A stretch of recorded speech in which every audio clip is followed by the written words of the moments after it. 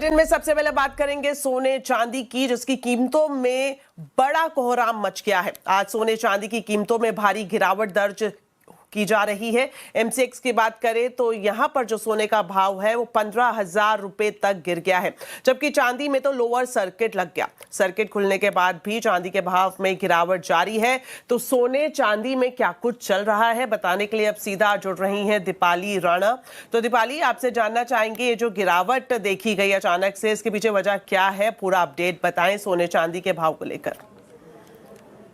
दरअसल सोना और चांदी दोनों ही सबसे पहली चीज़ तो ओवरबॉट जोन में थे।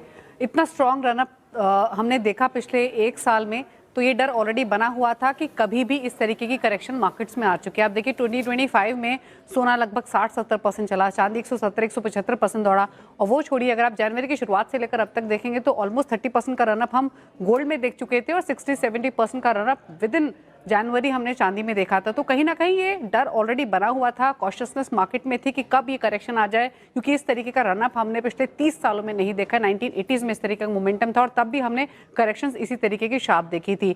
दूसरी बात, मार्केट कहीं ना कहीं वजह ढूंढ रहा था। वजह कल मिली डोनाल्ड ट्रंप की तरफ से, जहां उन्होंने इंडिकेट किया कि जेरोम पॉवेल को जो रिप्लेस करेंगे वो केविन वार्श हो सकते हैं। दरअसल जो फेड की चेयरपर्सन है जेरोम पॉवेल, उनका कार्यकाल मई में खत्म हो रहा है और उनकी जगह केविन वार्श आ सकते हैं एज अ फेड चेयर। अगर वो आते हैं तो वो काफ़ी हॉकिश रहेंगे, ऐसा माना जा रहा है। यानी जो इंटरेस्ट रेट सिनेरियो जो जेरोम पॉवेल की कार्यकाल के दौरान रहा, उससे डिफरेंट उनकी अप्रोच रह सकती है। तो कहीं ना कहीं ये बात पसंद नहीं आई बुलियन मार्केट को। और इनफैक्ट आप डॉलर इंडेक्स को देखेंगे जो कि लगातार गिरावट के दौर से गुजर रहा था, वहां पर एक शार्पली रिबाउंड हमने इन खबरों के बीच में आते हुए देखा। डॉलर इंडेक्स का रिबाउंड, केविन वार्श के सत्ता में आने की खबरें, ये कुछ फैक्टर्स है जिसने कहीं ना कहीं एक सेलिंग प्रेशर हावी किया सोने और चांदी दोनों पर ही। इसके अलावा यूएस में भी जो शटडाउन है उसको लेकर डेवलपमेंट्स क्या होती है उनको भी मार्केट कीनली वॉच करेगा, जिसकी डेडलाइन आज खत्म हो रही है।